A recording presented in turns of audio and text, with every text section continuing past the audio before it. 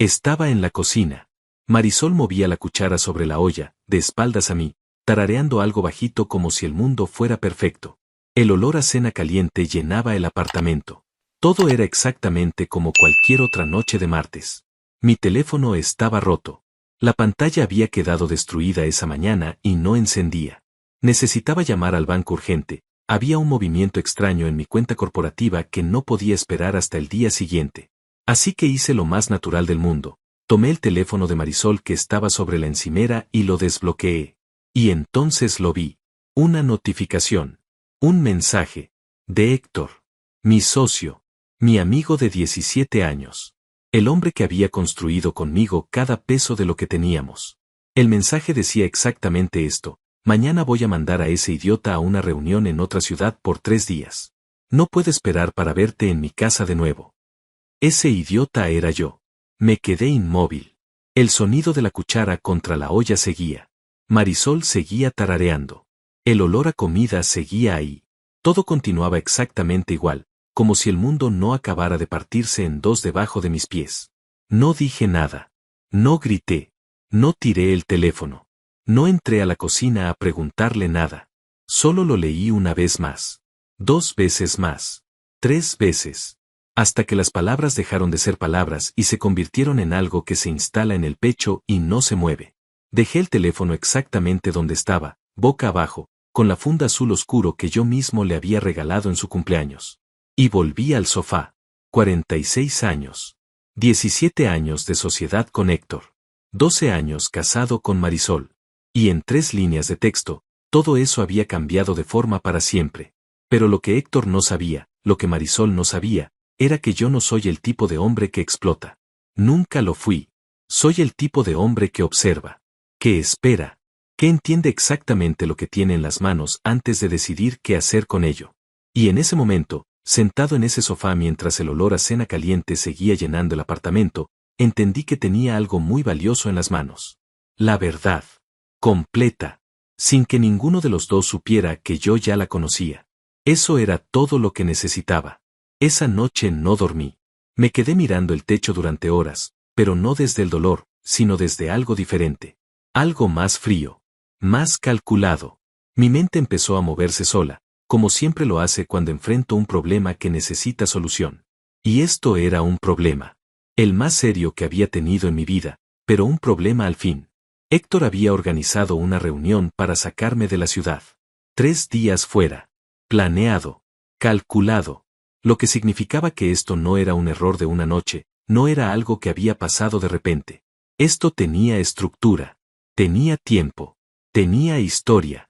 Y si tenía historia, tenía pruebas. Empecé a repasar los últimos meses en mi cabeza. Las veces que Héctor había sugerido que yo manejara ciertos clientes en persona, en otras ciudades. Los viajes que parecían necesarios pero que siempre resultaban en nada concreto. Las reuniones que él cancelaba a último momento con excusas que en su momento me parecieron normales. Los fines de semana en que Marisol decía que saldría con amigas y volvía tarde, tranquila, sin rastro de culpa en la cara. Todo empezaba a tener otra forma.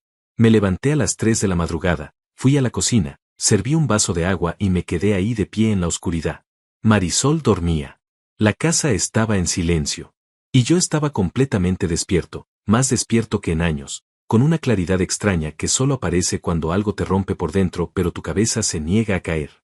Al día siguiente, Héctor me llamaría.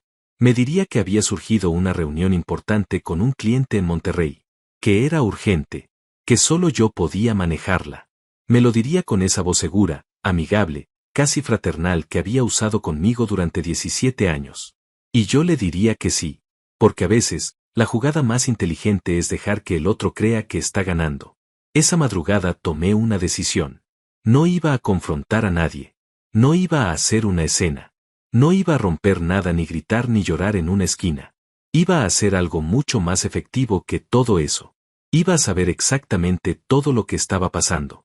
Cada detalle, cada fecha, cada mensaje, cada movimiento.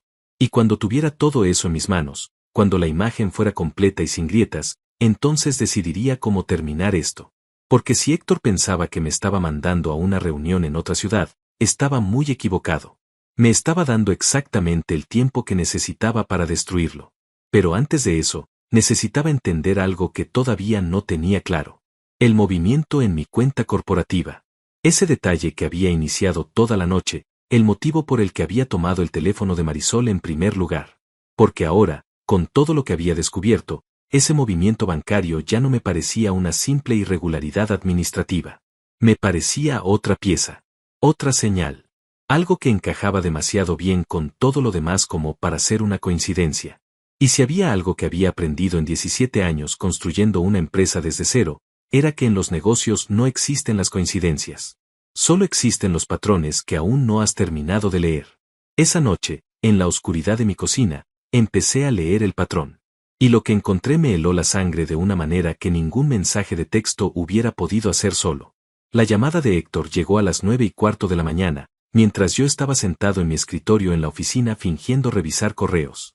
Lo vi en la pantalla del teléfono nuevo que había comprado temprano, antes de que nadie llegara, y respiré despacio antes de contestar.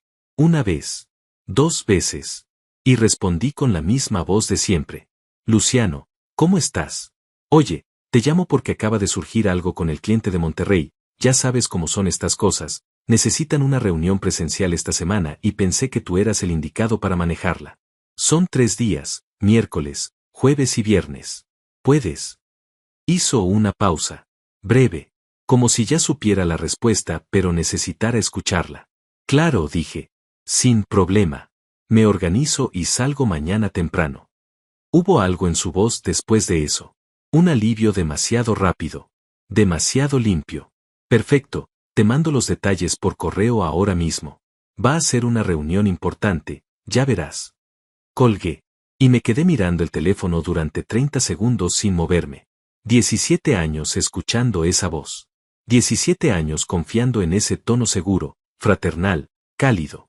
Y ahora que sabía lo que sabía, podía escuchar debajo de las palabras algo que antes era invisible.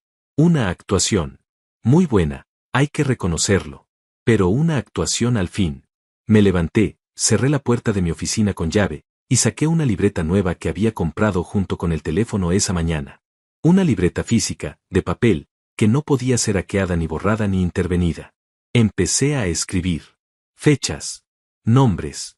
Movimientos. Todo lo que recordaba de los últimos 12 meses que ahora, visto desde este nuevo ángulo, adquiría un significado completamente distinto.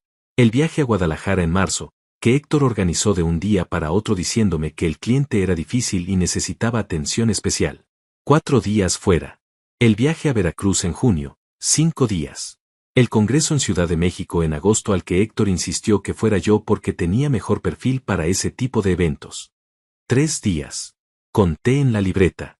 Solo en lo que podía recordar, Héctor me había sacado de la ciudad al menos 7 veces en el último año.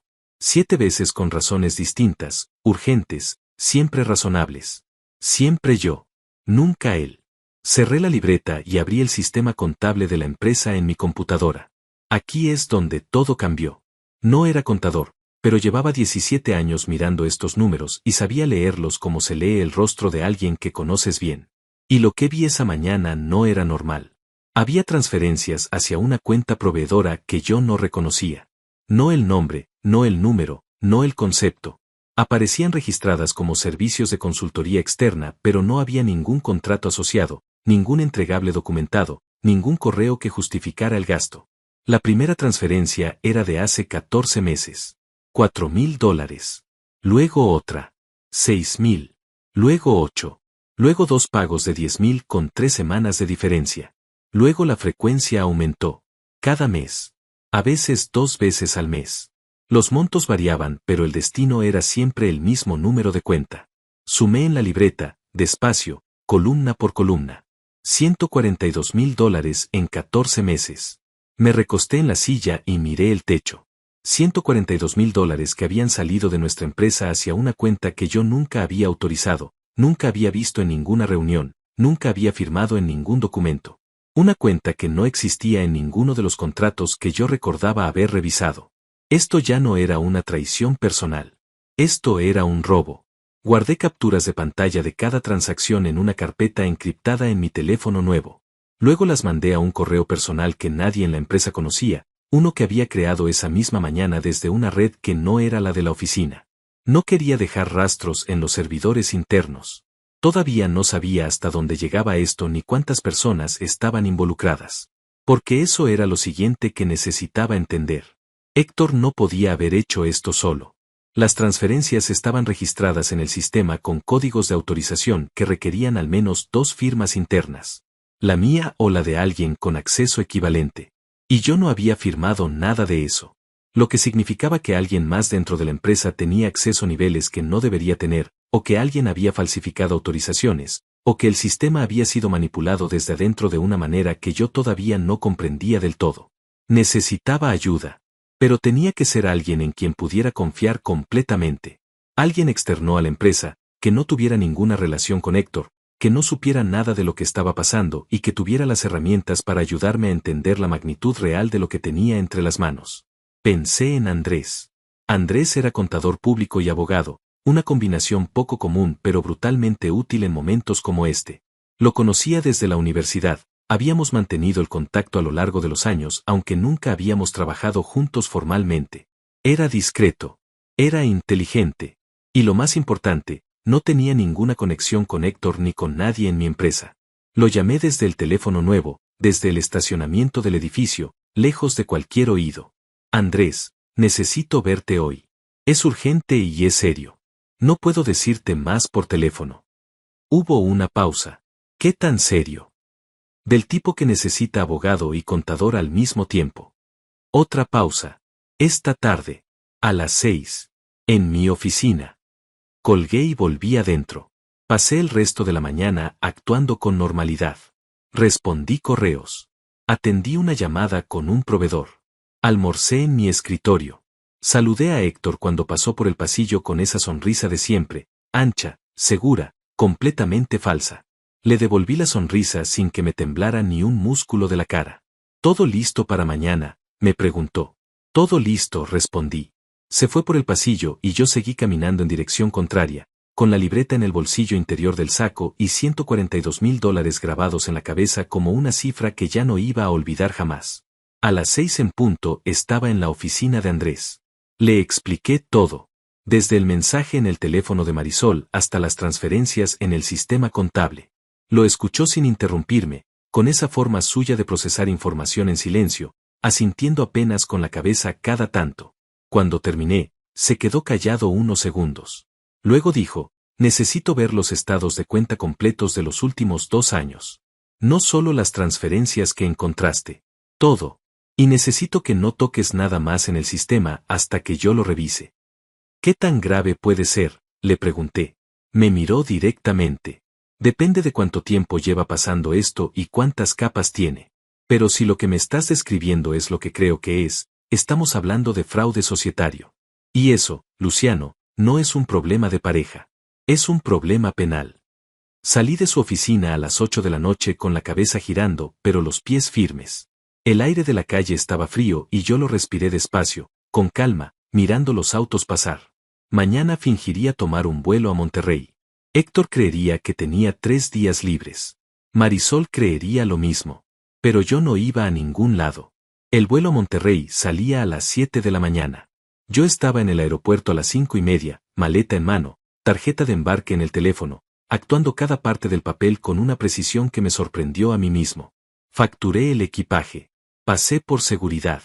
Me senté en la sala de espera y pedí un café.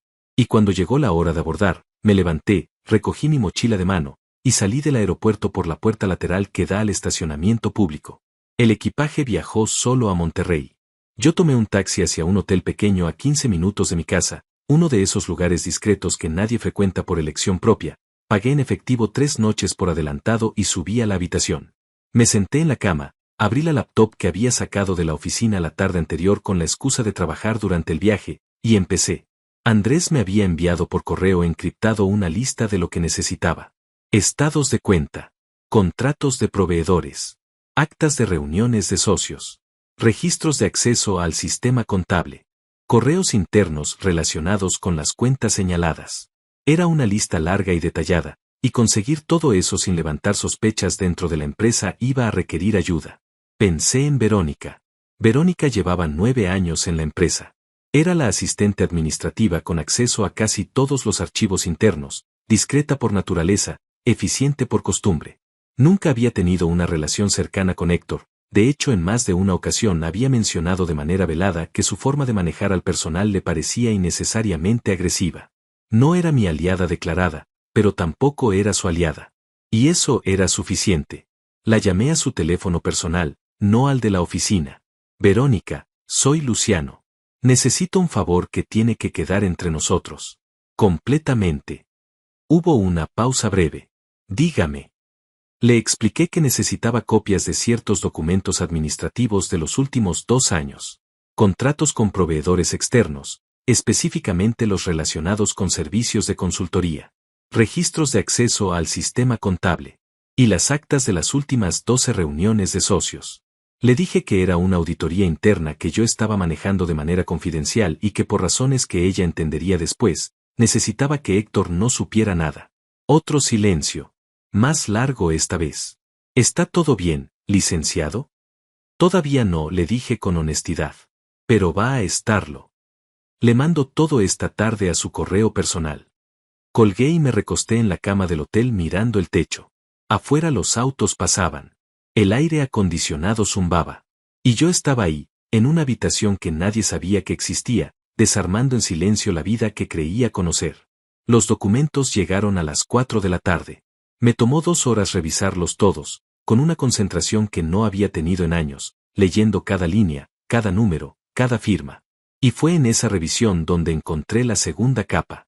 El proveedor al que Héctor había estado transfiriendo dinero, el que aparecía registrado como servicios de consultoría externa, tenía un número de registro fiscal que Andrés había marcado como sospechoso en sus primeras notas. Cuando lo busqué en los documentos que Verónica me había mandado, encontré el contrato original. 2 páginas. Membrete profesional. Firma al pie. La firma era de Marisol. Me quedé mirando esa firma durante un tiempo que no supe calcular.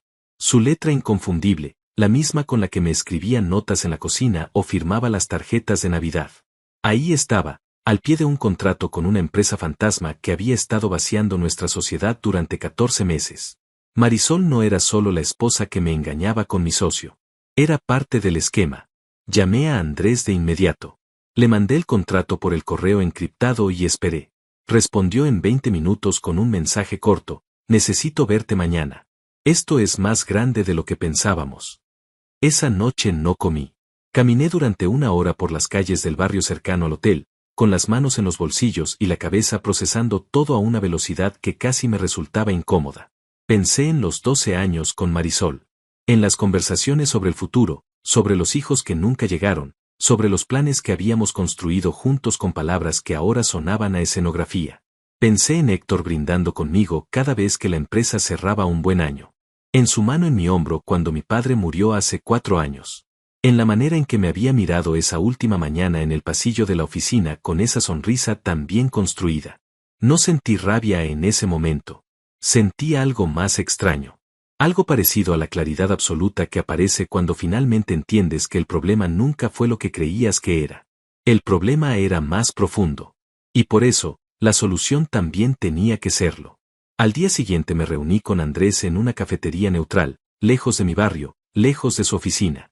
Llegó con una carpeta y una expresión que yo ya había aprendido a leer en él, la de alguien que tiene malas noticias pero las ha organizado bien.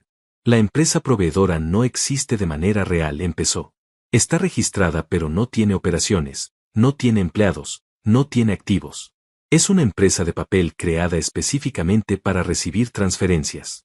El registro fiscal está a nombre de una persona que aparece como representante legal pero que en los registros públicos figura con una dirección que no existe. Este tipo de estructura se usa para una sola cosa, Luciano. Para lavar dinero, dije. Asintió. O para desviar fondos societarios de manera sistemática. Que en términos legales tiene consecuencias igual de graves. Y la firma de Marisol en ese contrato la coloca dentro del esquema como firmante autorizada. Lo que significa que no fue un acto aislado. Fue deliberado. Tomé el café que tenía delante aunque ya estaba frío. ¿Cuánto tiempo llevas en esto?, me preguntó Andrés. 4 días. Me miró con algo que no era exactamente admiración, pero se le parecía. En 4 días encontraste lo que ellos llevan 14 meses escondiendo. Eso dice algo de ti. Y dice mucho más de ellos. Le pregunté cuáles eran los siguientes pasos.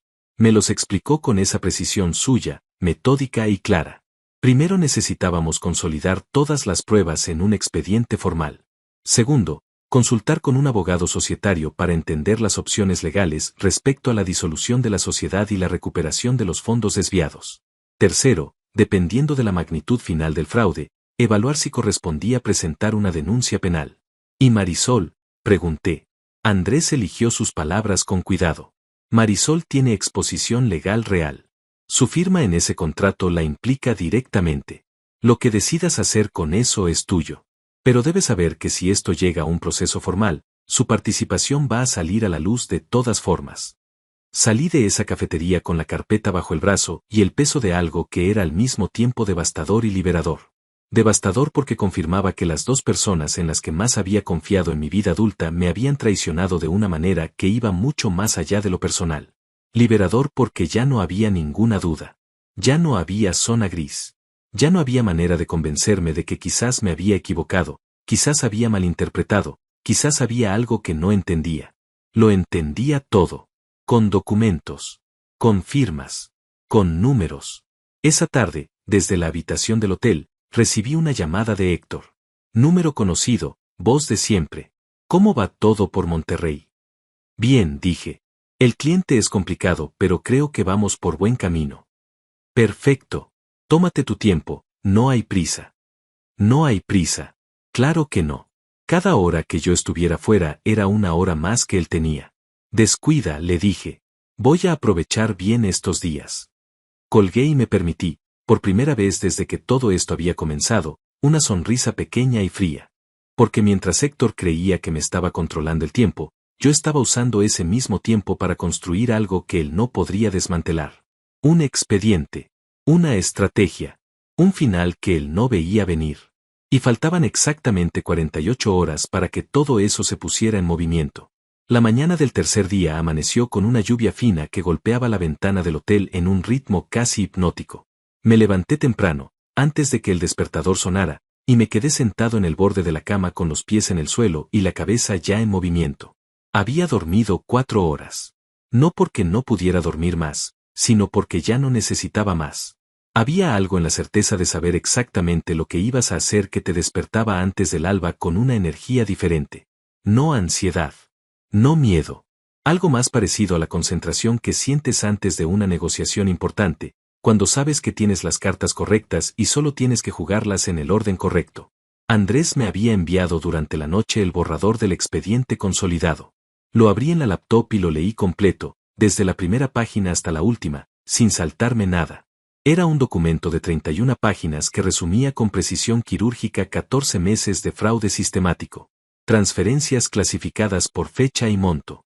Estructura de la empresa fantasma con su registro fiscal y su dirección inexistente. Copia del contrato firmado por Marisol. Registros de acceso al sistema contable que mostraban que las autorizaciones habían sido ingresadas desde el perfil de usuario de Héctor en horarios fuera del horario laboral normal, lo que sugería que había sido hecho de manera deliberadamente discreta. Y un análisis final de Andrés que estimaba el monto total desviado en $167,000, 25,000 más de lo que yo había calculado en mi primera revisión, porque había transferencias adicionales que yo no había encontrado en mi búsqueda inicial y que Andrés había identificado revisando registros auxiliares que no aparecían en la vista principal del sistema. $167,000. En 14 meses. De una empresa que habíamos construido durante 17 años. Cerré la laptop, me duché, me vestí con calma y bajé a desayunar al comedor pequeño del hotel. Pedí huevos, café, jugo. Me senté junto a la ventana y miré la lluvia caer sobre la calle mientras comía despacio. Un hombre mayor en la mesa de al lado leía el periódico doblado en 4. Una pareja joven discutía en voz baja sobre algo que no pude escuchar. La vida continuaba alrededor de mí con esa indiferencia hermosa que tiene lo cotidiano. A las 10 de la mañana llamé a Roberto. Roberto era el abogado societario que Andrés me había recomendado. No lo conocía personalmente, pero Andrés respondía por él con una convicción que era suficiente para mí. Lo llamé desde el teléfono nuevo, Me presenté brevemente y le dije que tenía un caso de fraude societario documentado que necesitaba manejar con urgencia y discreción. Me dijo que podía verme esa misma tarde. Antes de colgar me preguntó algo que no esperaba. ¿El otro socio sabe que usted está investigando? No, dije. Bien. Que siga sin saber. Eso nos da ventaja procesal. Me reuní con Roberto a las 3 de la tarde en su despacho. Era un hombre de unos 55 años, delgado, con la manera de moverse de alguien que ha estado en muchas salas de audiencia y ya no se impresiona con nada. Revisó el expediente de Andrés en silencio durante 20 minutos mientras yo esperaba sentado frente a su escritorio. De vez en cuando levantaba la mirada hacia mí con una pregunta breve. ¿Esto cuándo fue? ¿Este acceso desde qué terminal? ¿Esta firma fue notariada? Respondí todo lo que pude y lo que no supe lo anoté para confirmar después. Cuando terminó de leer, cerró la carpeta y me miró directamente. Tiene un caso sólido, dijo. Muy sólido.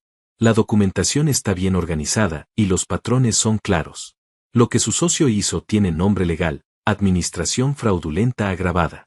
Y la participación de su esposa como firmante del contrato con la empresa fantasma la convierte en cómplice directa, lo que en términos procesales significa que ambos tienen exposición penal real. Le pregunté cuáles eran mis opciones. Las enumeró con la misma calma con la que había revisado el expediente. Primera opción, demanda civil por daños y perjuicios para recuperar los fondos desviados, más intereses y costos legales. Segunda opción, denuncia penal por fraude y administración desleal, lo que podría derivar en investigación fiscal y eventualmente cargos criminales. Tercera opción, ambas simultáneamente, que era la que él recomendaba porque generaba presión desde dos frentes y reducía la capacidad de maniobra del otro lado. ¿Y la sociedad? Pregunté. La sociedad puede disolverse por causa justificada cuando se demuestra que uno de los socios ha actuado en contra de los intereses de la empresa. Con este expediente, eso está más que demostrado. Usted puede solicitar la disolución y la liquidación en condiciones que lo protejan a usted como socio perjudicado. Salí del despacho de Roberto a las 5 de la tarde con una claridad que no había tenido en días. Todo estaba en su lugar. Las pruebas existían. El argumento legal era sólido. Los pasos siguientes estaban trazados. Pero había algo más que necesitaba resolver antes de que esto se pusiera en movimiento de manera formal. Algo que Roberto había mencionado al final de nuestra reunión casi como un detalle técnico, pero que a mí me había quedado resonando. Para la disolución societaria, había dicho, es posible que necesitemos convocar a una reunión de socios. Eso significa que en algún momento Héctor va a estar en la misma sala que usted, con toda la documentación sobre la mesa. Una reunión de socios. Héctor en la misma sala que yo. Con todo sobre la mesa. Pasé la tarde en la habitación del hotel planificando esa reunión con un detalle que habría parecido obsesivo a cualquiera que me hubiera visto. Escribí en la libreta, tachando y reescribiendo, pensando en cada momento de ese encuentro. ¿Qué diría primero? ¿Qué dejaría para después? ¿Qué preguntaría para observar su reacción antes de mostrar las pruebas? ¿Cómo mantendría el control del ritmo de la conversación para que él nunca pudiera adelantarse a lo que venía? Porque eso era lo crucial. En una confrontación de este tipo, quien controla el ritmo controla el resultado. A las 7 de la tarde recibí un mensaje de Verónica. Breve, directo, desde su teléfono personal. Licenciado, hoy Héctor pidió acceso a los archivos de contratos de los últimos 3 años. Dijo que era para una revisión interna. Le di acceso porque no podía negarme sin levantar sospechas. Pero quería que supiera. Lo leí 2 veces. Héctor estaba buscando algo. O estaba verificando que todo seguía en su lugar. O, peor, había percibido alguna señal de que algo no estaba bien y estaba revisando su cobertura. Le respondí a Verónica con 3 palabras. Hiciste bien. Gracias. Llamé a Andrés de inmediato. Héctor revisó los archivos de contratos esta tarde, le dije sin preámbulos. Un silencio breve. ¿Cuánto acceso tuvo? Completo, según Verónica. Entonces hay que moverse antes de lo que pensábamos. Si sospecha que alguien está revisando sus movimientos, puede intentar alterar registros o mover fondos. Roberto ya tiene todo. Se lo mandé esta tarde. Bien. Mañana mismo hay que convocar la reunión de socios. No pasado mañana. Mañana. Colgué y me quedé parado en el centro de la habitación del hotel con el teléfono en la mano. La lluvia había parado. Por la ventana entraba el sonido de la ciudad recuperando su ritmo normal después del agua. Y yo estaba ahí, en ese cuarto que nadie sabía que existía, a punto de comprimir el tiempo de todo lo que había planeado. Mañana. Escribí un mensaje a Roberto explicando la situación. Respondió en 10 minutos confirmando que podía gestionar la convocatoria formal esa misma noche y que la reunión podía hacerse al día siguiente en el despacho de un notario asociado suyo, en un entorno neutral y con registro legal de todo lo que se dijera. Luego hice algo que no había hecho desde que todo esto había comenzado. Apagué la laptop, guardé la libreta, me senté en el sillón junto a la ventana y simplemente me permití estar quieto durante un rato. Sin pensar en números, ni en fechas, ni en estrategias.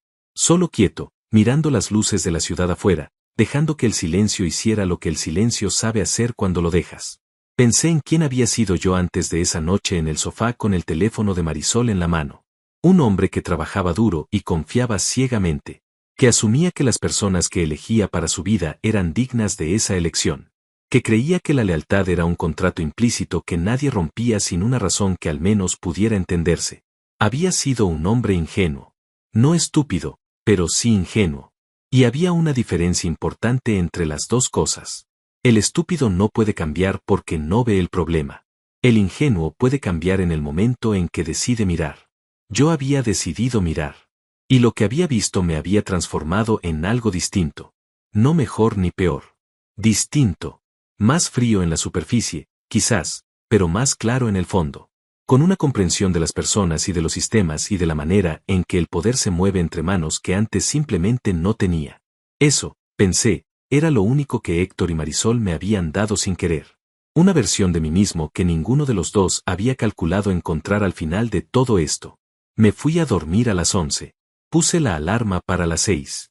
Y antes de cerrar los ojos, con la cabeza en la almohada y la oscuridad completa a mi alrededor, pensé en la cara que pondría Héctor mañana cuando me viera entrar por esa puerta.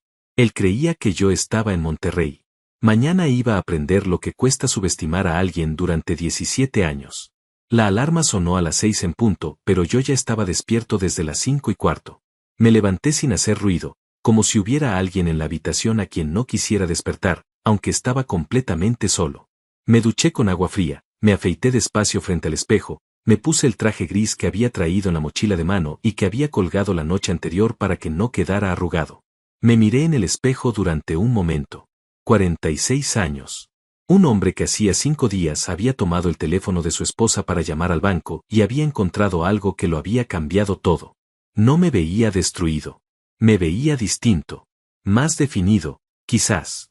Como si la presión de los últimos días hubiera eliminado algo que sobraba y hubiera dejado solo lo esencial. Bajé al comedor, desayuné café y tostadas sin hambre real pero con la disciplina de quien sabe que va a necesitar energía, y a las 7:30 salí del hotel con la carpeta de documentos bajo el brazo y el teléfono en el bolsillo. Roberto me había confirmado por mensaje la noche anterior que la reunión estaba convocada para las 10 de la mañana en la notaría de su asociado. La convocatoria había sido enviada a Héctor por vía formal, como lo exigía el contrato de sociedad, con 3 horas de anticipación mínima que en este caso se cumplían de manera ajustada pero legal. El motivo declarado en la convocatoria era escueto, revisión urgente de asuntos societarios. Sin más detalles. Sin anticipar nada. A las 8 recibí la primera señal de que Héctor había percibido que algo no estaba bien. Me llamó. Dejé que sonara 2 veces antes de contestar. Controlé la respiración. Contesté con la misma voz de siempre. Luciano, acabo de recibir una convocatoria a reunión de socios para hoy a las 10. ¿De qué se trata esto? Creí que estabas en Monterrey. Hubo una tensión en su voz que antes habría pasado por alto. Ahora la escuchaba con una claridad perfecta. No era curiosidad. Era alarma disfrazada de curiosidad. Volví anoche, dije con calma. Surgió algo que no puede esperar. Nos vemos a las 10. Héctor. Ahí te explico. Un silencio. Breve pero denso. Está todo bien. A las 10, repetí. Y colgué. Me quedé mirando el teléfono durante unos segundos. Esa llamada me confirmaba 2 cosas. Primera, Héctor no esperaba verme antes del viernes.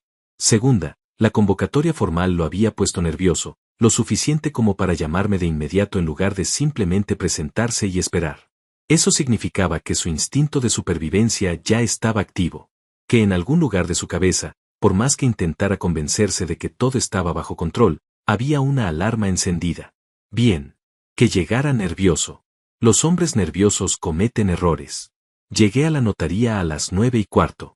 Roberto ya estaba ahí, junto con Andrés y el notario, un hombre mayor de apellido Luis que manejaba este tipo de procesos con la eficiencia tranquila de alguien que ha visto demasiado como para sorprenderse con algo. Revisamos juntos el orden de la reunión. Roberto llevaría la voz formal. Andrés presentaría el análisis financiero. El notario daría fe de todo lo que se dijera y se presentara. Yo hablaría cuando fuera el momento correcto y no antes. ¿Cómo crees que va a reaccionar?, me preguntó Andrés mientras esperábamos. Va a negar todo primero, dije. Luego va a intentar encontrar un error en la documentación. Luego va a intentar negociar. ¿Y si intenta irse? No puede. La convocatoria formal lo obliga a participar o a firmar su ausencia, lo que en cualquier caso deja un registro. Roberto, ¿correcto? Roberto asintió sin levantar la vista de sus papeles. Correcto. Si se va, la reunión continúa y los acuerdos tienen validez igualmente. A las 10:05 escuché pasos en el pasillo. Héctor entró a la sala con esa manera suya de ocupar los espacios, los hombros hacia atrás, la mandíbula firme, una sonrisa que en otras circunstancias habría parecido segura pero que hoy, vista desde donde yo estaba sentado, tenía los bordes tensos de algo que se estaba sosteniendo con esfuerzo. Traía saco pero sin corbata. Había llegado apurado. Me vio. Se detuvo un segundo. Y en ese segundo, en esa fracción de tiempo en que sus ojos procesaron la escena, el notario, los abogados, la carpeta sobre la mesa, yo sentado al frente con las manos cruzadas y sin ninguna expresión particular en el rostro, algo en su cara cambió de manera casi imperceptible. Como una grieta finísima en una pared que hasta ese momento había parecido sólida. Luciano, dijo. Voz controlada. No sabía que ibas a traer abogados. Siéntate, Héctor, dije. Sin hostilidad. Sin calor tampoco. Se sentó. Roberto tomó la palabra con esa precisión suya y explicó el motivo formal de la reunión. Revisión de irregularidades contables detectadas en la operación societaria de los últimos 14 meses. Presentación de documentación de respaldo. Evaluación de consecuencias legales y definición de pasos a seguir. Héctor escuchó con la mandíbula apretada. Cuando Roberto terminó la introducción, levantó la mano como si estuviera en una junta directiva cualquiera. No entiendo de qué irregularidades están hablando. Yo llevo la operación contable con total transparencia y cualquier movimiento ha sido debidamente registrado.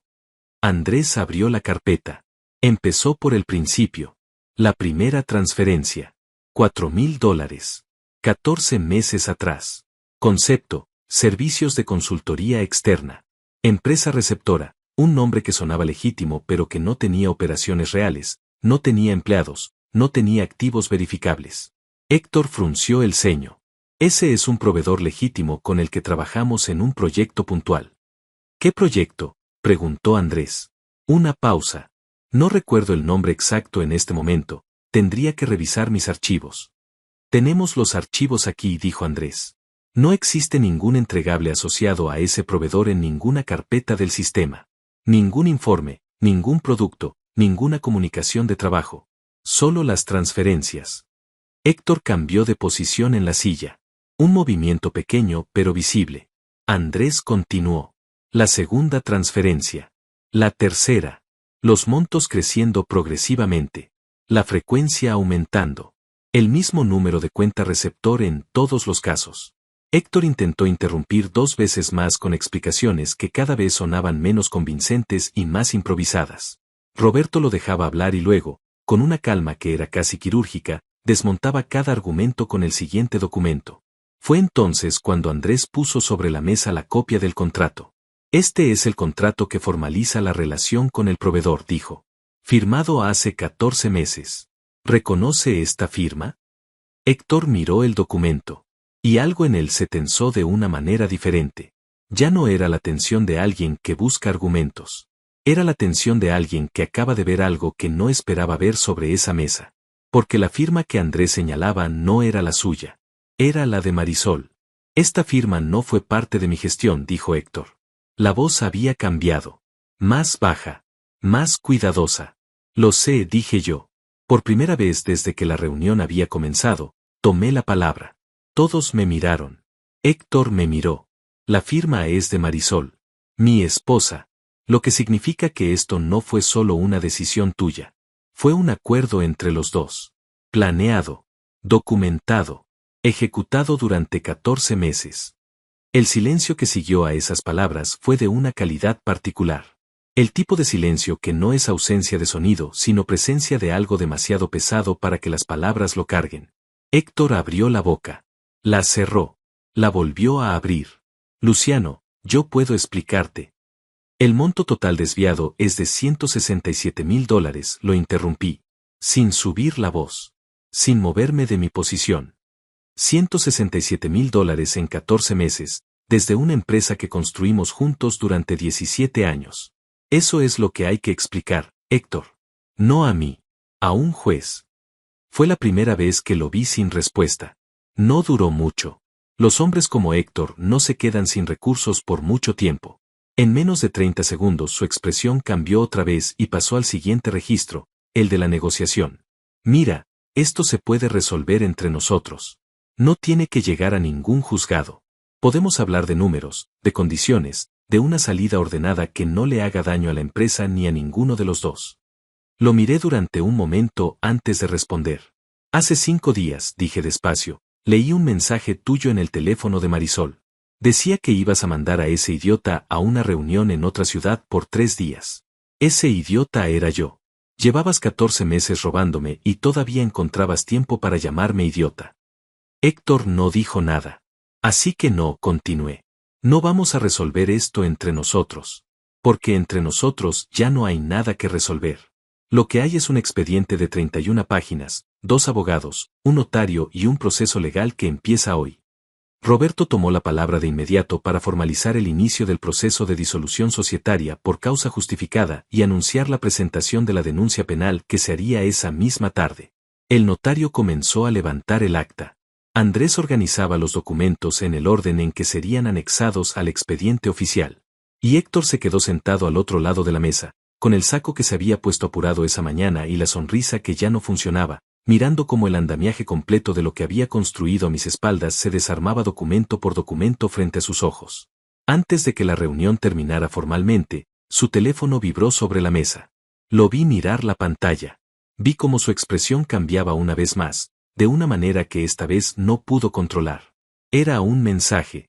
Y aunque no pude leer el texto desde donde estaba sentado, no necesitaba hacerlo. Porque en ese momento entendí que Marisol también acababa de enterarse de algo. Y lo que venía después de esta sala ya no era el clímax. Era solo el principio del final. La reunión terminó a las 12:15. El notario cerró el acta, Roberto recogió sus documentos con la eficiencia metódica de siempre, y Andrés me apretó el brazo brevemente antes de salir, ese gesto silencioso que no necesita palabras para decir lo que dice. Héctor firmó los documentos que estaba legalmente obligado a firmar con una mano que yo noté ligeramente tensa, aunque su cara había recuperado esa máscara de control que también conocía. Antes de salir me miró una vez más desde la puerta. No dijo nada. Yo tampoco. La puerta se cerró y me quedé solo en la sala con el notario que ordenaba sus papeles y el sonido de la calle entrando por la ventana entreabierta. Respiré. No fue un suspiro de alivio ni de agotamiento. Fue simplemente el primer respiro completamente libre que había dado desde aquella noche en el sofá con el teléfono de Marisol en la mano. Un respiro que no cargaba el peso de fingir ni de calcular ni de contener nada. Salí a la calle y caminé durante 20 minutos sin rumbo fijo. El sol había salido después de la lluvia de los días anteriores y la ciudad tenía ese brillo particular que tienen las cosas mojadas cuando les da la luz. Caminé por calles que no conocía bien, pasé frente a tiendas y cafeterías y personas que iban a sus propios lugares con sus propios problemas, y por primera vez en días sentí que el mundo exterior existía de verdad, que no era solo un fondo decorativo detrás de mi cabeza llena de números y estrategias y documentos. Pero quedaba algo pendiente, algo que ningún expediente legal podía resolver. Ningún abogado podía manejar. Ninguna reunión formal podía cerrar. Marisol. Roberto me había explicado con claridad que su exposición legal era real. La firma en el contrato la colocaba dentro del esquema de manera documentada, y eso iba a salir a la luz en el proceso independientemente de lo que yo decidiera hacer de manera personal. Pero el proceso legal y la conversación personal eran dos cosas distintas. Una la manejaban los abogados. La otra era mía. Solo mía. Y todavía no la había tenido. Durante 5 días había evitado ese momento con una disciplina que en el fondo sabía que no podía mantenerse indefinidamente. Había fingido el viaje, había construido el expediente, había conducido la reunión de socios, había visto la cara de Héctor desmoronarse detrás de su máscara de control. Todo eso lo había hecho con una frialdad que me había sorprendido a mí mismo. Pero Marisol era diferente. 12 años eran diferentes. No porque justificaran lo que había hecho, sino porque el peso de esos años hacía que el momento que se aproximaba fuera de una naturaleza completamente distinta a todo lo anterior. No iba a ser una confrontación estratégica. Iba a ser un cierre. Llegué al apartamento a la 1 de la tarde. Usé mis llaves con normalidad, abrí la puerta, entré. El apartamento olía como siempre, a ese perfume suave que Marisol usaba y que con el tiempo se había impregnado en los muebles y las paredes hasta volverse indistinguible del olor del hogar mismo. Había flores frescas en el jarrón de la entrada. La televisión estaba encendida en el cuarto de estar pero en volumen bajo, ese hábito suyo de tener sonido de fondo cuando estaba sola. Marisol estaba en la cocina. Cuando me escuchó entrar se asomó a la puerta con una expresión que intentó ser natural pero que no lo logró del todo. Tenía los ojos ligeramente más abiertos de lo habitual. Las manos juntas frente a ella. Pensé que volvías el viernes, dijo. Cambié los planes. Me miró durante un segundo más. ¿Está todo bien? No respondí de inmediato. Dejé la carpeta sobre la mesa del comedor, me quité el saco, lo colgué en la silla de siempre con la misma naturalidad con la que lo hacía cualquier otro día. Y luego me senté. Siéntate, Marisol. Algo en mi voz, o quizás en mi calma, o quizás en la carpeta sobre la mesa, hizo que su expresión cambiara de manera visible. Se sentó frente a mí con la espalda recta y las manos sobre la mesa, como una postura que intentaba proyectar tranquilidad, pero que en realidad era la postura de alguien que se prepara para recibir un impacto. No empecé por los documentos. No empecé por los $167,000. No empecé por el contrato con su firma. Empecé por el principio. La noche que tomé tu teléfono para llamar al banco dije, vi el mensaje de Héctor. Lo leí completo. Sé lo que decía y sé lo que significa. Marisol no dijo nada. Su respiración cambió de ritmo de manera casi imperceptible. No te voy a preguntar cuánto tiempo lleva pasando esto porque en algún punto esa información dejó de importarme. Lo que me importa es lo que encontré después. Abrí la carpeta. Saqué el contrato y lo puse sobre la mesa frente a ella. Lo giré para que pudiera leerlo en la dirección correcta. Vi sus ojos bajar hacia el papel.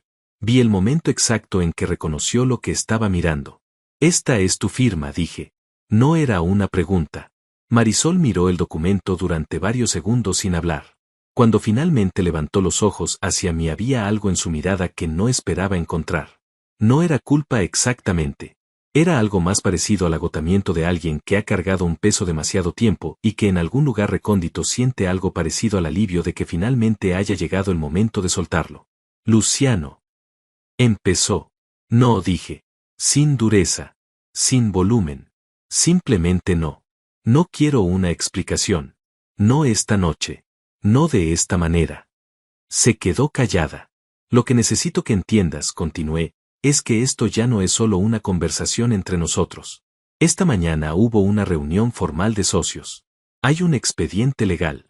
Hay abogados involucrados. Y tu firma en este contrato te coloca dentro de un proceso que ya está en movimiento y que no depende de lo que yo decida hacer de manera personal. Vi cómo esas palabras llegaban. Cómo su significado iba asentándose en capas, primero la superficie y luego el fondo. Sus manos se movieron ligeramente sobre la mesa, un gesto pequeño e involuntario. Proceso legal, dijo. La voz había perdido el control que había intentado mantener. Fraude societario, dije. Eso es lo que los abogados llaman a lo que hay documentado en ese expediente. $167,000 desviados en 14 meses hacia una empresa que no existe, con un contrato que tiene tu firma al pie. Eso es lo que hay, Marisol. En papel. Con fechas. Con números. Con registros de acceso al sistema. El silencio que siguió fue diferente al de la notaría. Más íntimo. Más pesado de una manera distinta. Porque aquí no había notarios ni abogados ni actas. Solo 2 personas sentadas en la mesa donde habían desayunado miles de veces, con 12 años de vida compartida flotando en el aire entre ellas como algo que ya no tiene forma reconocible. No sé qué te dijo Héctor para convencerte de que formaras parte de esto, dije después de un momento. Y en algún punto quizás me importe saberlo. Pero ahora mismo lo que me importa es lo siguiente. Me incliné ligeramente hacia adelante. ¿Hay algo más que yo no sepa? ¿Alguna cuenta, algún documento, algún acuerdo que no aparezca en lo que ya encontré? Marisol me miró durante un momento largo. Y entonces hizo algo que no esperaba. Asintió. Despacio. Una sola vez. El estómago se me movió de una manera que no había sentido en días, porque en medio de toda la frialdad estratégica que había construido seguía habiendo algo humano ahí dentro que no había podido desmantelar del todo. Algo que todavía se sorprendía. Algo que todavía dolía. Necesito que le cuentes todo a Roberto, dije. Mi abogado. Toda la información que tengas. Si cooperas de manera voluntaria con el proceso, eso va a tener peso en lo que venga después. Si no lo haces, el proceso sigue igual pero sin ese peso a tu favor. ¿Qué va a pasar conmigo?, preguntó. Una pregunta pequeña, casi en voz baja, que de repente la hacía sonar muy diferente a la mujer que había estado sentada frente a mí un minuto antes. No respondí de inmediato. Me tomé el tiempo de pensar la respuesta con honestidad, porque era la última vez que iba a tener esta conversación y quería que cada palabra fuera exactamente la que debía ser. Eso ya no depende de mí, dije finalmente. Dejó de depender de mí cuando pusiste tu firma en ese contrato. Me levanté. Recogí la carpeta. Me puse el saco. Marisol seguía sentada a la mesa, mirando el contrato que había quedado frente a ella, con las manos quietas y la televisión sonando en voz baja desde el cuarto de estar como si el mundo no acabara de cambiar de forma una vez más. En la puerta me detuve un momento. No para decir algo más. Solo por ese instinto antiguo de mirar atrás una vez antes de salir. 12 años mirando desde esa puerta hacia adentro. Esta era la última vez que lo hacía. Salí al pasillo. Cerré la puerta con suavidad, sin golpes, sin dramatismo. Y mientras bajaba las escaleras con la carpeta bajo el brazo y el peso exacto de todo lo que acababa de ocurrir instalado en el pecho, me permití reconocer algo que llevaba días sin poder nombrar. No estaba destruido. Estaba libre. Y esa diferencia, esa distancia enorme entre lo que había temido sentir y lo que sentía en realidad, era quizás la revelación más inesperada de todos estos días. Porque la libertad, cuando llega después de algo que creías que te iba a hundir, no sabe a victoria. Sabe a aire limpio. A suelo firme. A la sensación de que el siguiente paso que das lo das sobre algo real. Y eso, descubrí esa tarde bajando esas escaleras, era suficiente. Por ahora, era más que suficiente. Las semanas que siguieron tuvieron una textura diferente a todo lo que había conocido antes. No eran semanas de crisis, aunque técnicamente lo fueran. Eran semanas de movimiento constante, de piezas que se acomodaban en lugares nuevos, de un mundo que se reorganizaba a una velocidad que a veces me costaba seguir y otras veces sentía que yo mismo estaba conduciendo con una claridad que no sabía que tenía. Roberto presentó la denuncia penal el mismo día de la reunión en la notaría, tal como había prometido. Fraude societario y administración desleal.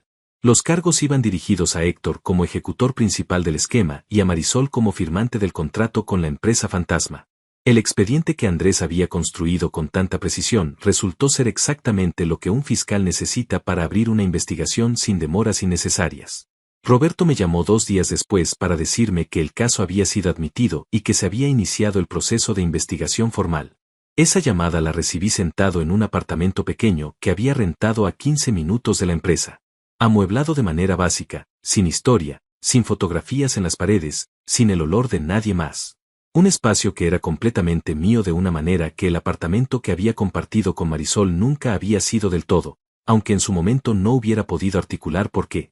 Me senté en la única silla que tenía junto a la ventana y escuché a Roberto explicar los pasos del proceso con esa voz suya que nunca se altera. Cuando colgué me quedé mirando la calle durante un rato largo. Un niño pasó en bicicleta. Una mujer mayor sacaba a pasear a un perro pequeño. Un repartidor estacionó su moto frente al edificio de enfrente y subió corriendo con una caja. La vida ordinaria, continuando su ritmo con la indiferencia perfecta de siempre. 3 días después de la denuncia, Héctor contrató a uno de los abogados penalistas más caros de la ciudad. Roberto me lo informó sin comentarios adicionales, pero con un tono que decía lo suficiente. Que Héctor estaba tomando esto en serio. Que sabía lo que se enfrentaba. Y que su primera estrategia, como era predecible, iba a ser intentar cuestionar la validez de las pruebas y la legitimidad del proceso de obtención de los documentos. ¿Puede hacer eso?, le pregunté. Puede intentarlo, dijo Roberto. Pero la documentación fue obtenida de manera completamente legal. Verónica tiene acceso autorizado a esos archivos como parte de sus funciones. Usted tiene acceso al sistema contable como socio igualitario. No hay nada que cuestionar en la cadena de obtención de las pruebas. Su abogado lo sabe. Solo está haciendo tiempo. Hacer tiempo. Eso era lo que hacen los que saben que van perdiendo. Alargar el proceso con la esperanza de que algo cambie, de que alguien se canse, de que el otro lado cometa un error que les dé una grieta por donde entrar. No iban a encontrar ninguna grieta. Porque yo no estaba cansado. Estaba, paradójicamente, más descansado que en años. Dormía mejor en ese apartamento vacío que en cualquier noche de los últimos 12 meses. Me despertaba sin la tensión sorda que ahora reconocía como el peso inconsciente de vivir cerca de algo que no estaba bien sin saber nombrarlo. Me levantaba con la cabeza despejada y una agenda clara y el tipo de energía que solo aparece cuando lo que haces está perfectamente alineado con lo que eres. Fue durante esas semanas cuando Verónica me llamó una tarde para contarme algo que no esperaba. Licenciado, hay algo que creo que necesita saber. Antes de que usted descubriera todo esto, hace unos 6 meses, yo había notado algunas cosas extrañas en los registros contables. No entendía bien lo que significaban, pero me generaban dudas. Fui a hablar con el licenciado Héctor y él me dijo que eran ajustes técnicos normales de fin de año y que no me preocupara. Yo le creí. Quería que supiera que si hubiera sabido lo que realmente estaba pasando. Verónica, la interrumpí con calma. Hiciste exactamente lo que tenías que hacer en cada momento. Primero cuando fuiste a preguntar. Luego cuando decidiste ayudarme. No tienes nada de qué preocuparte. Hubo un silencio breve al otro lado. Gracias, licenciado. Colgué y me quedé pensando en lo que acababa de decirme. 6 meses atrás Verónica había notado algo. Lo había reportado internamente y Héctor lo había neutralizado con una explicación simple y una posición de autoridad. Eso me dijo algo importante sobre cómo había operado todo el esquema. No con audacia ciega, sino con inteligencia calculada. Héctor sabía exactamente qué explicaciones dar, qué tono usar, qué nivel de confianza proyectar para mantener a cada persona en su lugar sin que nadie juntara los puntos. 17 años construyendo esa confianza. Y luego usándola como herramienta para robar. Había algo en eso que me resultaba más revelador que los documentos mismos. Los documentos mostraban el qué y el cuándo y el cuánto. Pero esto mostraba el cómo. La frialdad de construir relaciones durante años con la intención de explotarlas. La paciencia de esperar el momento correcto. La habilidad de mantener dos versiones de la realidad funcionando en paralelo sin que ninguna interfiriera con la otra. Durante años yo había admirado la seguridad de Héctor. Su capacidad para manejar presión. Su habilidad para leer situaciones y responder con exactamente la cantidad correcta de palabras. Ahora veía esas mismas cualidades desde el otro ángulo y entendía que no eran virtudes. Eran herramientas. Y las herramientas no tienen moral. Son lo que son según las manos que las usan. La segunda semana después de la denuncia, Roberto me informó de un desarrollo que no había anticipado del todo, aunque en retrospectiva tenía sentido completo. Marisol había decidido cooperar. No conmigo. Con el proceso. Había contratado su propia abogada y a través de ella había ofrecido declaración voluntaria al fiscal a cambio de consideración en los cargos. La declaración incluía información sobre el origen del esquema, la manera en que Héctor la había involucrado, los detalles de comunicaciones y acuerdos que no aparecían en los documentos que yo ya tenía. Roberto me lo explicó con esa neutralidad profesional suya. Es una decisión inteligente de su parte desde el punto de vista legal. Su exposición se reduce significativamente si la información que aporta es relevante y verificable. Para el caso en general, su cooperación refuerza el expediente contra Héctor de manera sustancial. ¿Y para el proceso de divorcio? Pregunté. Su participación documentada en el esquema de fraude tiene implicaciones en la división de bienes. Específicamente, los activos que se determine fueron adquiridos o mantenidos con fondos desviados pueden ser excluidos de la masa patrimonial conyugal. Eso lo favorece a usted de manera directa. Era un giro que no había buscado, pero que tenía una lógica perfecta. Marisol, al cooperar para reducir su exposición penal, estaba al mismo tiempo aportando información que consolidaba mi posición en el proceso civil. No había manera de separar las dos cosas. Eran la misma verdad vista desde dos ángulos distintos. La tercera semana trajo el momento que Roberto había anticipado desde el principio. El abogado de Héctor contactó al suyo con una propuesta. Restitución voluntaria del monto total desviado, $167,000, más un 20% adicional como compensación por daños, a cambio de considerar una salida negociada del proceso penal. La propuesta incluía también la cesión de su participación societaria en condiciones que habían sido diseñadas para parecer generosas pero que Roberto identificó de inmediato como insuficientes dado el daño real documentado. Roberto me la presentó sin recomendación en ningún sentido. Solo los términos, claros y ordenados, y la pregunta implícita de qué quería hacer yo. Me tomé 24 horas antes de responder. No porque dudara de la respuesta, sino porque quería asegurarme de que la decisión que tomara fuera completamente mía, sin prisa, sin reacción emocional de ningún tipo. Quería poder mirarla desde todos los ángulos posibles y elegir desde la claridad y no desde otra cosa. Al día siguiente llamé a Roberto. Rechaza la propuesta, dije. La restitución del dinero no es negociable, eso tiene que estar en cualquier acuerdo. Pero la salida del proceso penal no está en discusión. Lo que hizo tiene consecuencias legales y esas consecuencias son parte del proceso, no una variable que se pueda negociar como si fuera el precio de un contrato. Roberto no respondió de inmediato. Luego dijo, entendido. ¿Algún mensaje adicional para su contraparte? Pensé durante un segundo. Diles que si quieren proponer algo diferente, que lo hagan por escrito y con números reales. Que no me manden propuestas diseñadas para parecer lo que no son. Que ya tuve suficiente de eso. Hubo algo que sonó casi como una sonrisa en la voz de Roberto cuando respondió. Con mucho gusto. Esa noche, sentado en la única silla de mi apartamento vacío con una taza de café que se había enfriado sin que me diera cuenta, me permití pensar en Héctor de una manera diferente a como lo había hecho en todas esas semanas. No con rabia. Hacía tiempo que la rabia había dejado de ser útil y yo había aprendido a soltar las cosas cuando dejan de ser útiles. Sino con algo más parecido a una comprensión fría y desapasionada de lo que había ocurrido realmente entre nosotros. Héctor me había subestimado. Esa era la raíz de todo. Me había visto como alguien que trabajaba duro pero que miraba hacia adentro, hacia la construcción, hacia los proyectos y los clientes y los números, y no hacia los lados. No hacia él. Me había calculado como un hombre de confianza ciega y había usado esa confianza como el punto de apoyo de todo el esquema. Y en eso, hay que reconocerlo, no se había equivocado del todo. Yo había sido ese hombre. Hasta aquella noche en el sofá. Lo que no había calculado era lo que esa misma noche activó en mí. La capacidad de observar con frialdad. De moverme sin hacer ruido.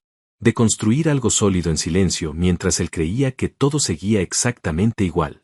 Había querido mandar a ese idiota a una reunión en otra ciudad. Y ese idiota había usado esos 3 días para desarmarlo completamente. Dejé la taza de café en la mesa, me levanté, fui a la ventana. La ciudad afuera tenía esa quietud particular de las noches entre semana cuando todo se ha calmado pero todavía no ha llegado el silencio completo. Luces encendidas en edificios lejanos. El sonido lejano de un auto. El parpadeo lento de una señal de tráfico en la esquina. Todo en su lugar. Todo exactamente como debía ser. Y yo, por primera vez en mucho tiempo, también. El proceso legal tuvo su propio ritmo, como todos los procesos legales, lento en algunos tramos y sorpresivamente rápido en otros, con una lógica interna que Roberto me fue explicando a medida que avanzaba para que yo nunca perdiera la orientación de dónde estábamos y hacia dónde íbamos. Había aprendido a confiar en ese ritmo sin desesperarme ni adelantarme, a dejar que cada etapa se completara en su tiempo sin intentar empujar lo que no podía empujarse y sin soltar lo que necesitaba sostenerse.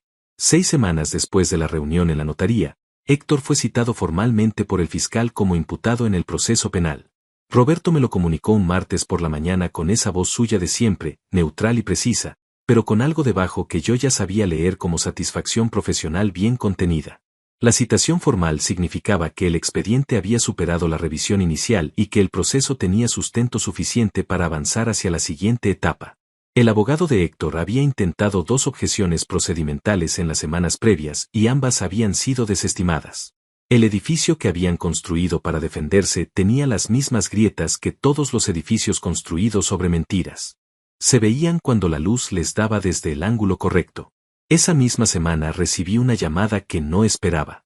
Era Luis, Un empresario con quien habíamos tenido conversaciones preliminares hacía casi 2 años sobre una posible colaboración que nunca había llegado a concretarse porque en ese momento yo estaba demasiado enfocado en otros proyectos y Héctor había dicho que el momento no era el correcto. Ahora Luis llamaba de manera directa, a mi teléfono personal, para retomar esa conversación. Me enteré de algunos movimientos en tu empresa, dijo sin rodeos, con esa manera directa que siempre había caracterizado su forma de hablar. No los detalles, pero sí que hay cambios importantes. Quería llamarte para decirte que si estás pensando en nuevos proyectos, la propuesta que discutimos hace 2 años sigue sobre la mesa. Actualizada, mejorada, y esta vez sin intermediarios que opinen sobre el momento correcto. Esa última frase me dijo que Luis sabía más de lo que decía saber. O que había hecho sus propias conexiones. En cualquier caso, no era el momento de explorar esa conversación de manera detallada, pero sí era el momento de mantenerla abierta. Dame un mes, le dije. Cuando el panorama esté más definido, hablamos con calma. Un mes, repitió. Aquí voy a estar. Colgué y anoté la conversación en la libreta. No porque la fuera a olvidar, sino porque había aprendido en estas semanas el valor de registrar todo. Las conversaciones importantes, las fechas, los compromisos, las señales. Un hombre que anota lo que importa tiene una memoria mucho más confiable que uno que solo confía en su cabeza. El proceso de divorcio avanzaba en paralelo al penal, manejado por Roberto con la misma eficiencia metódica con la que manejaba todo. Marisol y su abogada habían presentado sus propias condiciones iniciales, que Roberto había catalogado como un punto de partida negociador más que una posición real. El hecho de que Marisol hubiera cooperado con el fiscal no le eximía de las consecuencias civiles de su participación en el esquema, pero sí influía en el tono general de las negociaciones, que eran más pragmáticas y menos confrontacionales de lo que podrían haber sido. Hubo un momento en ese proceso que me quedó grabado de una manera particular. Roberto me había convocado a su despacho para revisar un borrador de acuerdo sobre la división del patrimonio conyugal.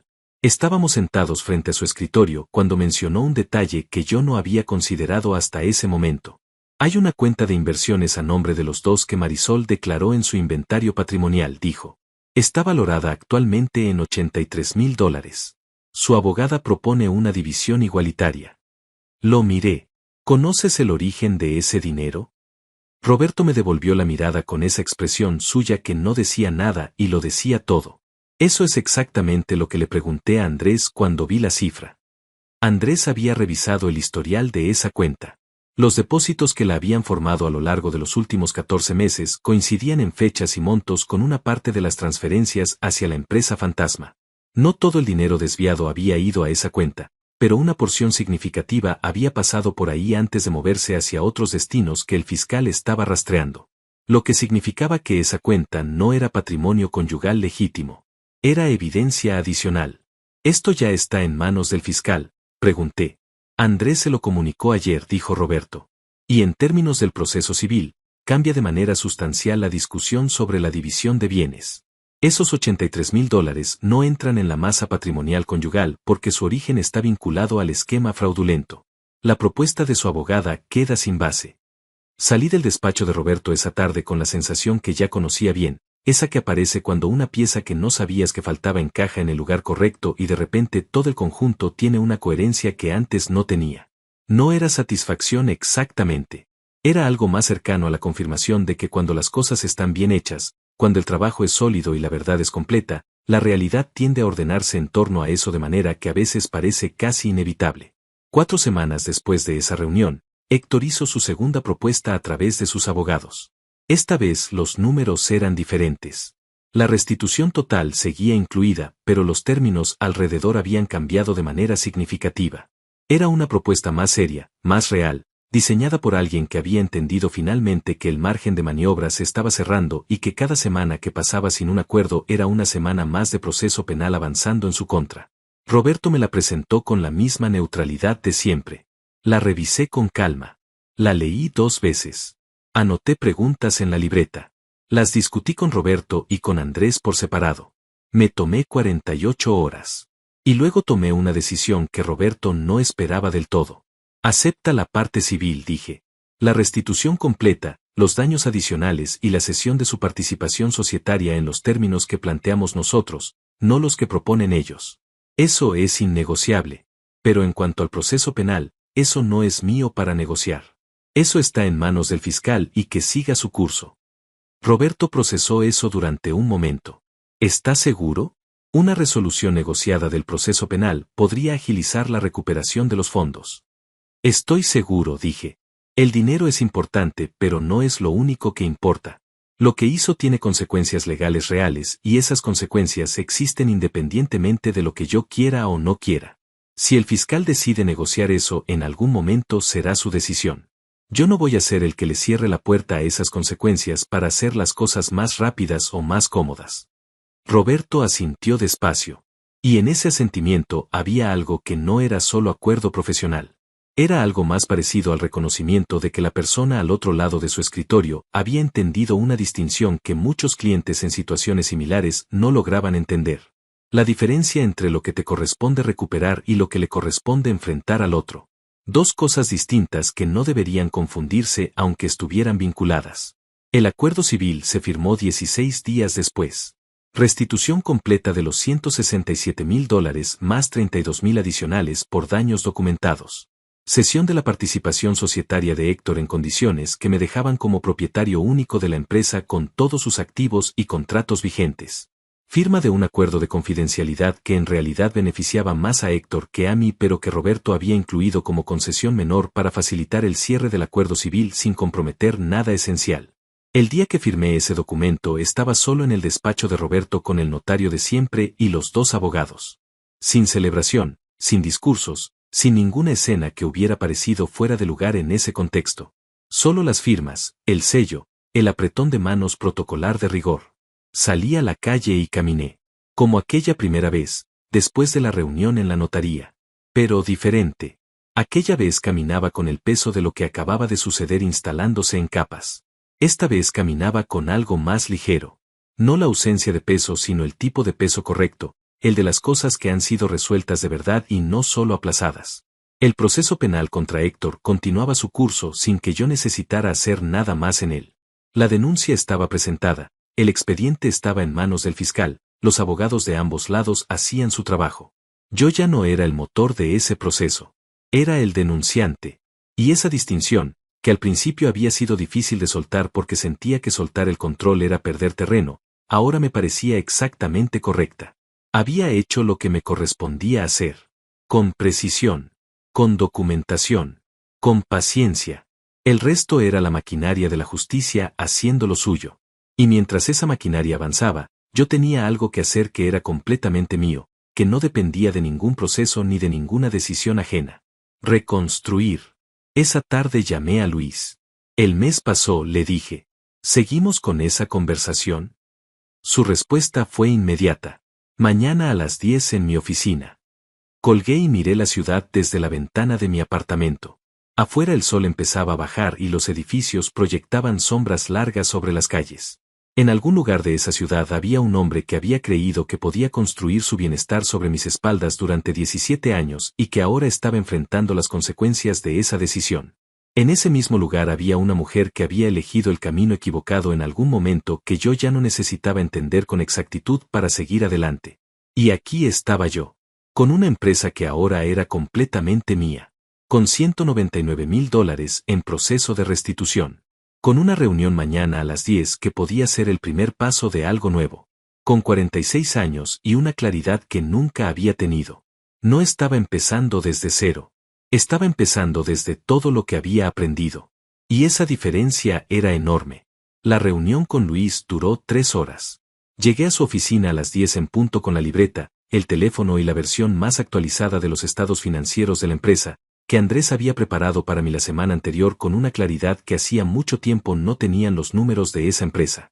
Porque eso era lo que pasa cuando eliminas de un sistema todo lo que estaba corrompiendo su funcionamiento. Los números se limpian. La imagen real aparece. Y la imagen real de lo que yo tenía, depurada de 14 meses de sangrado sistemático, era considerablemente mejor de lo que yo mismo había estimado en mis momentos más optimistas de esas últimas semanas. Luis era un hombre que escuchaba antes de hablar. Eso lo había notado desde la primera vez que habíamos tenido contacto, 2 años atrás, y ahora lo confirmaba de nuevo. Me dejó hablar durante casi 40 minutos sin interrumpirme más que para hacer preguntas breves y precisas que demostraban que estaba procesando cada palabra en tiempo real. Cuando terminé de presentar la situación actual de la empresa, sus activos, sus contratos vigentes, su cartera de clientes y las proyecciones que Andrés había elaborado para los próximos 18 meses, Luis se recostó en su silla y se quedó en silencio durante casi un minuto completo. Yo esperé sin llenar ese silencio. Había aprendido en estas semanas el valor de dejar que los silencios hicieran su trabajo. Lo que me estás presentando, dijo finalmente, es una empresa que estaba siendo drenada desde adentro pero que tiene una estructura real, clientes reales y un historial de operación que sobrevivió 14 meses de sabotaje interno sin colapsar. Eso dice algo muy específico sobre lo que construiste. Dice que los cimientos eran sólidos, respondí. Asintió. Exactamente. Y los cimientos son lo único que no se puede improvisar.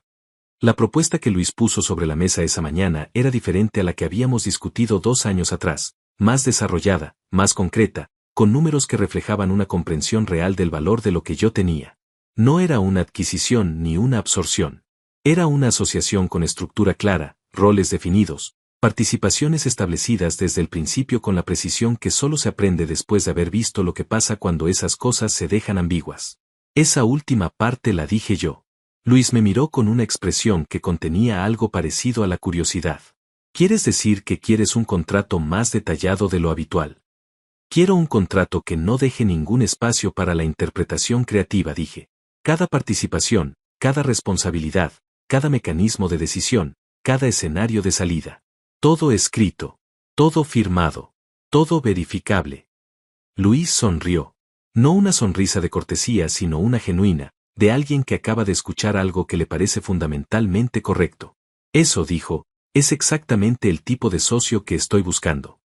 Salí de esa reunión a la 1 de la tarde con un acuerdo de principios firmado en una hoja que Luis había sacado de su impresora y que los dos habíamos rubricado sin ceremonia, con la comprensión de que ese papel era el inicio de un proceso formal que tomaría semanas en completarse correctamente, pero que era necesario iniciar de alguna manera concreta para que dejara de ser una conversación y se convirtiera en un compromiso real. En el taxi de regreso a mi apartamento me permitía algo que había postergado durante semanas. Pensar en el futuro en términos concretos.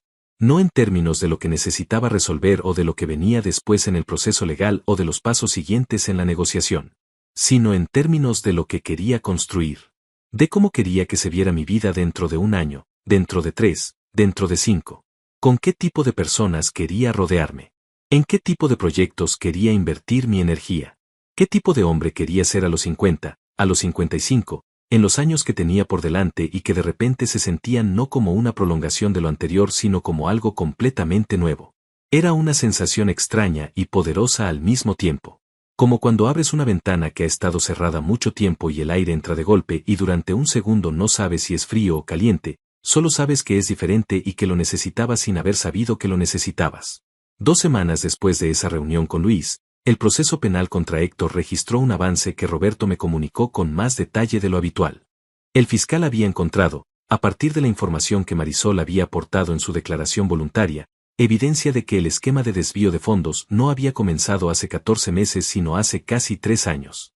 Los primeros movimientos habían sido menores, casi imperceptibles, del tipo que se registran como errores de redondeo en una revisión superficial. La escala había crecido de manera gradual y deliberada, probando los límites del sistema, ajustando la metodología, construyendo una cobertura cada vez más sofisticada. 3 años. Cuando Roberto me dijo esa cifra me quedé en silencio durante un momento. No de sorpresa exactamente. La sorpresa real la había sentido aquella noche en el sofá y todo lo que vino después había sido un proceso de comprender la dimensión real de lo que había descubierto. Pero 3 años era un número que tenía un peso específico. Porque 3 años atrás yo todavía creía que todo estaba bien. 3 años atrás había renovado el contrato de sociedad con Héctor con una cena de celebración y una botella de vino que habíamos elegido juntos. 3 años atrás había hablado con Marisol sobre la posibilidad de comprar una casa más grande porque la empresa estaba creciendo y el futuro parecía sólido. Y todo ese tiempo, debajo de esa superficie de normalidad, algo había estado moviéndose en la oscuridad. Lo dejé pasar por mí durante un momento. Lo sentí en su dimensión real sin intentar reducirlo ni racionalizarlo ni convertirlo en otra cosa. Y luego lo solté, porque guardarlo no servía para nada. Y yo había aprendido en estas semanas a no cargar lo que no sirve. El divorcio se formalizó un jueves por la mañana en una sala pequeña del juzgado familiar. Marisol y yo estuvimos en la misma sala durante 40 minutos sin dirigirnos la palabra directamente. Todo pasó a través de los abogados, que es como debe pasar este tipo de cosas cuando las palabras directas ya no tienen nada útil que agregar. Firmé donde me indicaron que firmara. Escuché lo que el juez tenía que decir. Y cuando todo terminó me levanté, le estreché la mano a Roberto, y salí. En el pasillo del juzgado me crucé con la abogada de Marisol, que me saludó con una inclinación de cabeza profesional. Detrás de ella, a unos metros, estaba Marisol. Nos miramos durante un segundo. Solo un segundo. Lo suficiente para que yo pudiera ver en su cara algo que no era exactamente arrepentimiento, pero que tampoco era la ausencia de él. Algo más complejo, más difícil de nombrar, del tipo de cosas que quedan en la cara de las personas cuando han vivido algo que las ha cambiado de maneras que todavía no terminan de entender. No le dije nada. No porque no tuviera palabras, sino porque las palabras que tenía no eran para ese pasillo ni para ese momento. Eran mías. Y algunas cosas es mejor guardarlas no para usarlas, sino simplemente porque son tuyas y de nadie más. Salí del juzgado al mediodía. El sol estaba directamente arriba y la calle brillaba con esa luz blanca de mitad del día que no tiene sombras. Me quedé parado en la acera durante un momento con las manos en los bolsillos y los ojos entrecerrados contra la luz. 46 años. Una empresa que era completamente mía. Un proceso legal que avanzaba sin que yo necesitara empujarlo. Una asociación nueva tomando forma con alguien que entendía lo mismo que yo sobre cómo deben construirse las cosas. Un apartamento pequeño que todavía no tenía historia, pero que la iría teniendo. Un futuro que no estaba diseñado por nadie más que por mí. Pensé en la noche del sofá. En el teléfono de Marisol en mi mano. En esas 3 líneas de texto que habían partido el tiempo en 2 mitades tan distintas que costaba creer que pertenecían a la misma vida. Ese idiota, había dicho Héctor. Ese idiota que trabajaba tanto que no veía lo que tenía delante. Ese idiota confiado, predecible, manejable. Ese idiota al que se podía mandar a una reunión en otra ciudad y tener 3 días libres sin que se diera cuenta de nada. Ese idiota había tomado esos mismos 3 días para desmantelar 17 años de traición con una precisión que ninguno de los dos había calculado encontrar. Y ahora ese idiota estaba parado en una acera con el sol encima y la ciudad moviéndose a su alrededor, con todo lo que necesitaba para construir algo nuevo y sin nada que no debería estar cargando. No sentí la necesidad de llamar a nadie para compartir ese momento. No sentí la necesidad de que alguien lo validara o lo celebrara o lo convirtiera en algo más grande de lo que era. Era suficiente sentirlo solo, en silencio, de pie en esa acera con los ojos entrecerrados contra la luz. Hay victorias que no necesitan testigos. Las más importantes, de hecho, casi nunca los tienen. Caminé hacia la parada del taxi con la misma calma con la que había caminado en todas las otras direcciones importantes de estas últimas semanas. Sin prisa. Sin el peso de lo que había quedado atrás. Con la claridad particular de los hombres que han mirado algo difícil directamente a los ojos y han decidido no apartar la vista. El taxi llegó.